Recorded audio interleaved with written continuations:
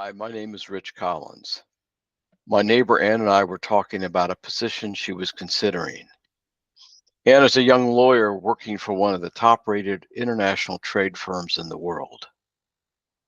Her clients include leading technology companies that are part of the Fortune 100.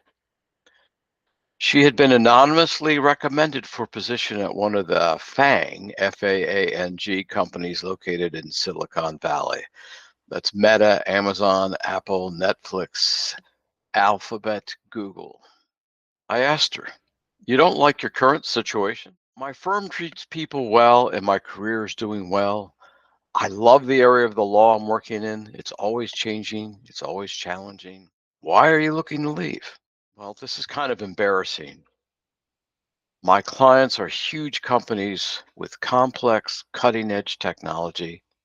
The work I do is important. My work is key in assisting them to avoid legal and compliance risks that could cost them tens of millions of dollars. But I want to be more than a ship in the night. After my legal assignment is completed, I am quote unquote done. The challenge to find a great solution, the coffee meetings, the camaraderie, all gone. I kind of feel sucked dry. I know in the moment I delivered, but what is the outcome 2 years later? How did the team do? Did I have any real impact? I guess I want to be part of a team. I want to be able to look at a history of my work and know it is important. This sounded familiar to me. I've assisted hundreds of legal counsel to accelerate and advance their missions in their careers. It kind of surprised me, but some 30% of them have told me that they were ready to quit the law before they moved to the inside of a business or nonprofit organization. Usually, individual counsels have followed a career path that started within a law firm. After several years of successfully practicing law, many became experts in their legal niche, but they felt personally unfulfilled. From their initial positions, they have taken different paths to become corporate counsels. Some targeted positions as corporate counsels, some were recruited by their clients, some were referred to and recruited by corporations. There's even a subset that took a position as a corporate counsel almost as a lark. "Hey, look, we need another member of our legal team. I've worked with you and know how you work. Come on over and try it out." So I responded to Ann, "Yes, I understand. I've heard this many times. What's your professional career brand? How are you selling yourself in your search and in interviews?" Great question. I love what I do, but I don't know how to put my successes together into a coherent story. How do I make myself an authority to business leaders? There's a path to being a professional authority. That's what I'm going to talk about today. You've built business cases for company initiatives in the past, but this case is about a person, a legal leader. This is the case of a deputy general counsel in her early 40s with 2 U.S. Circuit Judge clerkships, followed by 6.5 years of experience as an attorney at 2 different law firms. After being identified publicly as a star associate attorney, she was recruited into a world-renowned consumer product company. Her work at this company was critical in formalizing and streamlining the company's international growth efforts.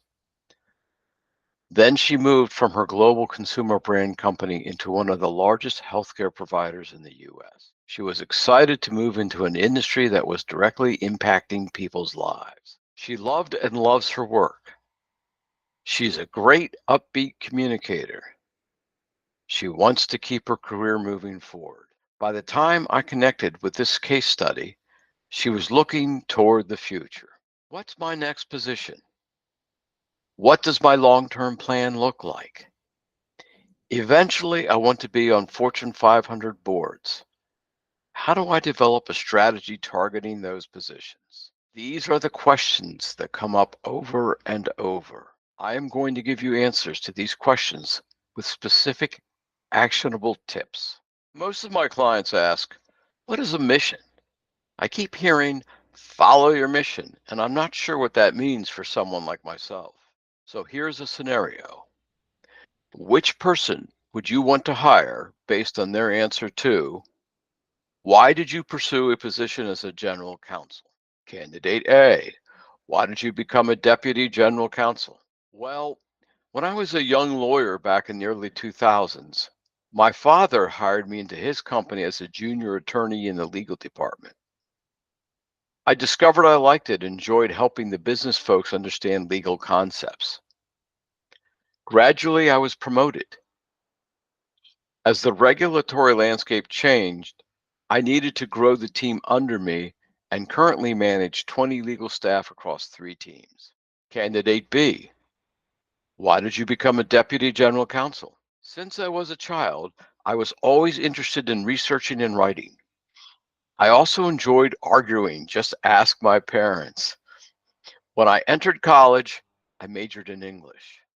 Multiple people talked to me about becoming a lawyer. They pointed out that I loved to communicate, enjoyed deep research, and loved challenging conversations. So I went to law school. I discovered that knowing the law could be my key to impacting the world. My first positions were with established law firms where I was very successful, but something was missing. A great growing company offered me an excellent corporate position, and I said, why not? I discovered that one of the things that was missing was a feeling that I was having a long term impact. Both of these candidates are successful, but one is talking about their passion for using the law to have an impact on the world, and the other is following a path of happenstance. Refining your mission is personal, crafting your message is for everyone else. Here are 3 of the most important questions to consider when crafting your messaging around your mission so it excites others. Why do you love it? What is your elevator pitch in 30 seconds to others? What do you want the world to know about you? What is your messaging to a corporate C-suite executive? What is your messaging as a legal panelist at a conference? What is your messaging online, in board meetings, at cocktail parties? What do you say to your kids' teenage friends? For our case study, here are the answers to those questions. How did you get here? She was a high-performing attorney at a law firm. Since then, she's worked in 2 large, renowned companies across several industries to strengthen those companies. Why do you love it? Her mission is to have a positive impact on the world. What is your elevator pitch in 30 seconds to others? I am a legal leader with expertise in streamlining internal operations and leading litigation and crisis management. My efforts have led to significant enhancement in legal risk profiles for my companies. My goal is to lead cross-organizational processes and programs protecting companies, end users, and customers. I want my company to operate as safely as possible. Now that you've crafted the message, it doesn't mean you are done. That was the heavy lifting. Here's the implementation. We worked together to develop the strategy. We focused on developing and publishing thought leader content. For this legal leader, this supported her strategy to establish herself as a thought leader. The next step, we had to spread the word. It is also important to develop verbal and written communications with the same core messaging and/or vision. Minimally, this means your spoken messaging, which includes documents, online presence, and spoken words that support the narrative you want to tell. Your strategy and messaging are brilliant, but the world changes.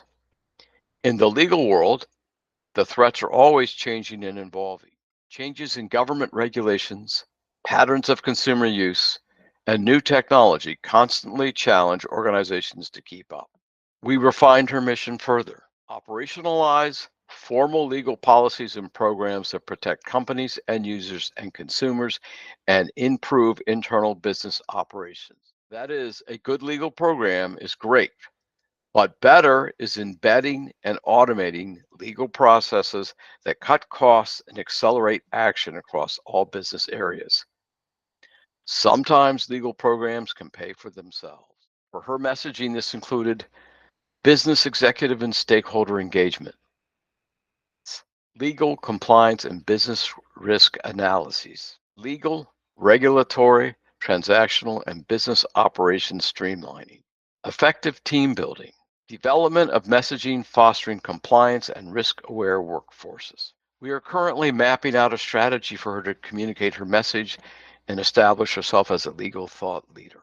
To accelerate your legal leadership career, identify your mission, craft your message, which is your mission plus your story of how you got there. Define your strategy, work your tactics, that is, be in action. Reevaluate and stay fluid. Your mission doesn't change, but your strategy and tactics will need tweaking. This is my mission, to assist people who are on their missions to improve the world. Generally, my clients have already had some level of success, but they come to me to expand their influence and have greater impact. Their work is important. If I can assist these dedicated professionals and executives to move their work and their mission forward, the world will be a better place. And that excites me. I am thankful for the opportunity to work with legal leaders. I love what I do. I have enjoyed speaking to you all. If you would like a copy of my slides, please just let me know.